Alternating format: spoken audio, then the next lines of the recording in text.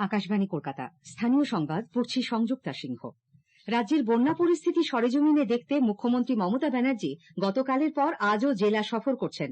পাঁশকুড়ার মঙ্গলদাঁড়িতে পরিস্থিতি খতিয়ে দেখার পর তিনি আমতা ও উদয়নারায়ণপুরের উদ্দেশ্যে রওনা হন।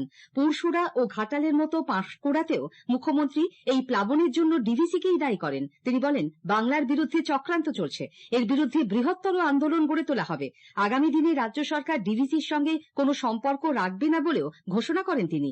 যতদিন না জল পুরোপুরি নামছে ততদিন বন্যা কবলিত এলাকার বাসিন্দাদের ত্রাণ দিয়ে যাওয়া হবে বলে মুখ্যমন্ত্রী জানিয়েছেন। ত্রাণ বন্টন নিয়ে যাতে কোনো রকম দুর্নীতির অভিযোগ না ওঠে সে ব্যাপারে তিনি প্রশাসনকে সতর্ক করে দেন।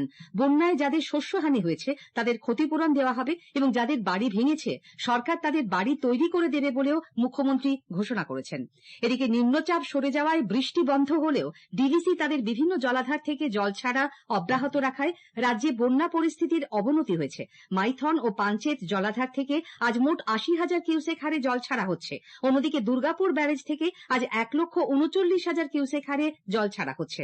এর ফলে দুই মেদিনীপুর, হাওড়া, হুগলি ও পূর্ব বর্ধমানের বিভিন্ন এলাকায় বন্যা পরিস্থিতির আরো অবনতি হতে পারে বলে আশঙ্কা। উদয়নারায়ণপুর, পাঁশকুড়া, ঘাটাল ও আরামবাগ মহকুমার নতুন করে একাধিক গ্রাম প্লাবিত হয়েছে বলে খবর। প্রশাসনের তরফে এইসব এলাকার বাসিন্দাদের নিরাপদ জায়গায় সরিয়ে নিয়ে যাবার কাজ চলছে। হাওড়ার উদয়নারায়ণপুরে প্রায় সবকটি গ্রাম পঞ্চায়েতই প্লাবিত। জল ঢুকেছে আমতা ২ নম্বর ব্লকের ৫টি গ্রাম পঞ্চায়েতে। পশ্চিম মেদিনীপুরের ঘাটালের বন্যা পরিস্থিতি একই রকম। প্রতাপপুরে বাঁধের একাংশে ধস নামায় বাসিন্দারা আতঙ্কিত। নিজেরাই বাঁধ রক্ষার চেষ্টা চালাচ্ছেন তারা। ডেবরা ব্লকের ৭ ও ৮ নম্বর অঞ্চলের নন্দবাড়ি এলাকায় বাঁধ ভেঙে প্লাবিত হয়েছে কয়েকটি গ্রাম। এদিকে মুর্শিদাবাদের কান্দি মহকুমার বড়োয়া, খড়গ্রাম ও ভরতপুর ১ নম্বর ব্লকের ৪০টির কাছাকাছি গ্রাম প্লাবিত।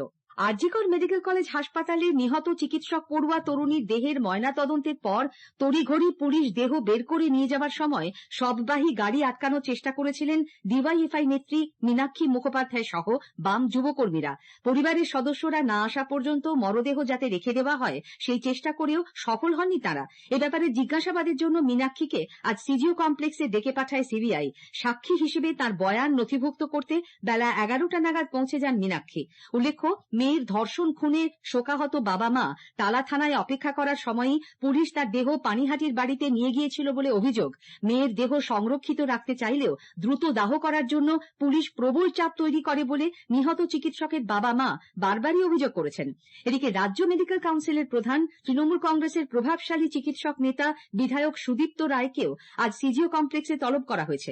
আরজিকরের রোগী কল্যাণ সমিতির চেয়ারম্যান পদেও আছেন ডাক্তার সুদীপ্ত রায়। কলকাতার নতুন পুলিশ কমিশনার মনোজ ভার্মা আজ সকালে কাশীপুর, সিথি ও টালা থানায় যান এবং আরজিকরের আউটপোস্টেও যান তিনি। এদিকে পশ্চিমবঙ্গ মেডিকেল কাউন্সিল দুর্নীতির আঁতুড়ঘরে পরিণত হয়েছে বলে অভিযোগ করে joint platform of doctors, IMA এর রাজ্য শাখা এবং প্রোটেক্ট দি ওয়ারিয়ার্স আজ যৌথভাবে কাউন্সিলের অফিসের সামনে বিক্ষোভ সমাবেশের ডাক দিয়েছে। মেডিকেল কাউন্সিল সাফাই করো নামে এই অভিযানে থাকবেন ওয়েস্ট বেঙ্গল জুনিয়র ডক্টরস ফ্রন্টের প্রতিনিধিরাও।